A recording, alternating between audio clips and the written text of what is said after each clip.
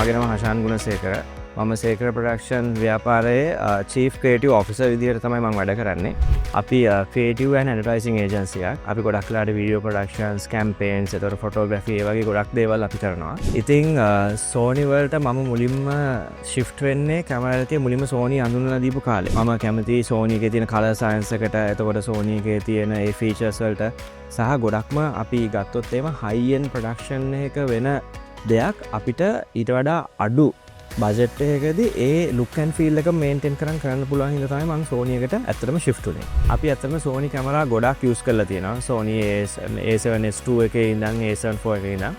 එතකොට දැන් අපි පාවිච්චි කරන A7 IV එකයි FX30 එකයි සහ ප්‍රොඩක්ෂන් ලොකු ප්‍රොඩක්ෂන් වලට FX3 එක අපි පාවිච්චි කරනවා. Sony වලට FX30 FX3 රේන්ජ් එකට යන ප්‍රධානම හේතුව තමයි මම කලින් කිව්වා වගේ ලොකු ප්‍රඩක්ෂන් එකකදී ලොකු කැමරා යූස් කරලා සිනේ කැමරා කරලා අපි යූස් කරන මේ ප්‍රොඩක්ෂන් ලුක් ඇන්ඩ් ෆීල් එක අපිට මේකෙන් ගන්න පුළුවන්.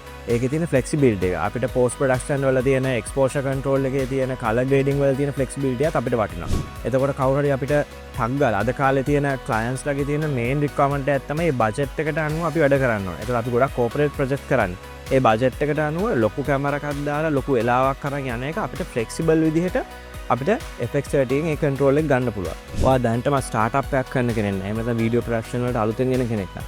කන්ටෙන්ට් ක්‍රියේටර් කෙනෙක් නෑ. එහෙම නැත්නම් දැනට Sony වෙන ප්‍රොඩක්ට් එකක් පාවිච්චි කරන කෙනෙක් නෑ. මම ඔයාලා ඔක්කොටම කියනවා Sony FX30, Sony FX3 වගේ ප්‍රොඩක්ට් එකක් පාවිච්චි කරලා බලන්න.